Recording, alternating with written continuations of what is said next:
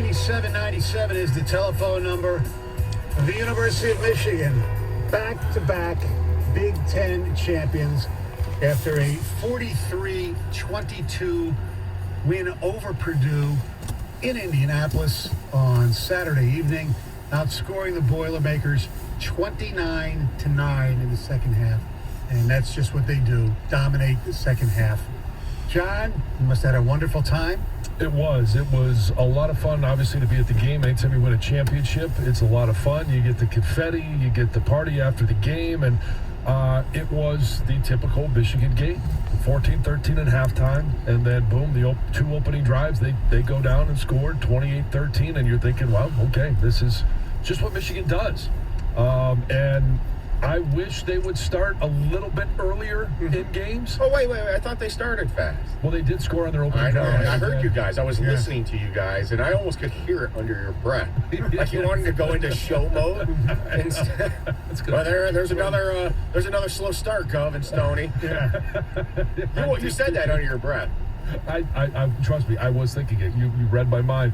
And obviously in the first half, they only had 4 possessions. So right. They scored on 2. Their other 2 possessions were 3 and outs. And some of that was offensively. You can't go 3 and out. No. Defensively, they had to figure some things out. They had some tackling issues, and they decided, which we said going in, all you really have to worry about, with all due respect to the walk-on, right, Maccabee, right, with all due respect to him, all you really had to worry about was, as Gus Johnson said 8,000 times, Chuck Sizzle. Yeah. Charlie Jones. Charlie Jones, he's a really good receiver. He's really, really good. And I digress here. They were trying to make comparisons. They said Welker, Amendola, and Edelman. I mean, there are some, African-American guys that you could compare to. Play 2-2, like St. Brown? St. Brown, yes. Exactly. Anyway, everybody does this for Hutch. What'd you say? Everybody does the same thing for Hutch. I know. J.J. Watt, T.J. Watt, it's yeah. Moses. It is. Moses, Hendrickson. Yeah. The guy in Max Crosby. That's right.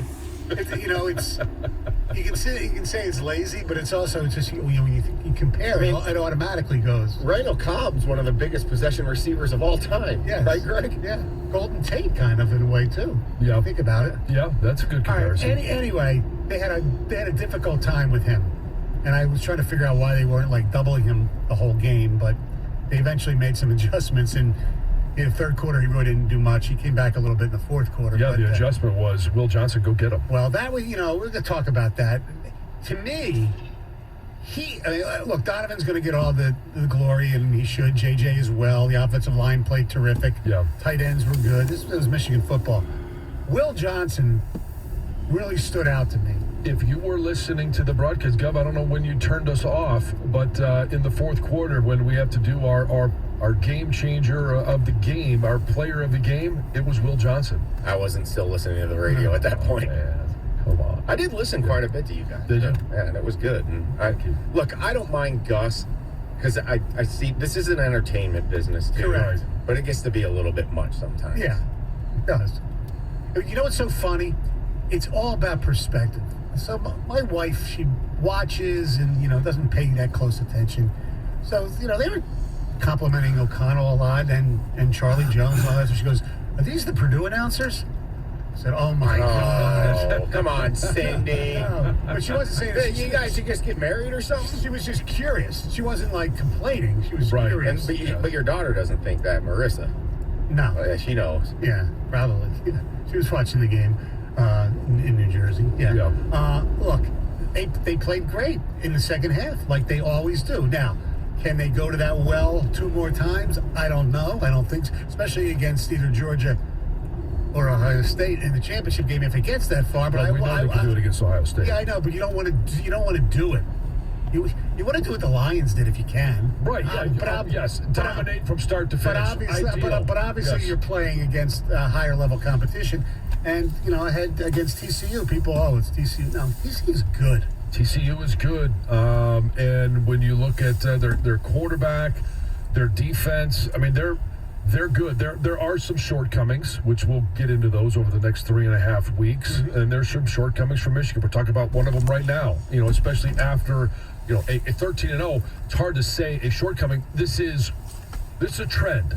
Yes. All right, and it's not been one that has cost them at any point. Correct. There's been some close calls, but it's who they are, and it's how they win games. 72 And I think 21st if you're Street. gonna, say whose fault it is. And I don't look. I didn't send one negative tweet to a Michigan or a Lions game. In fact, I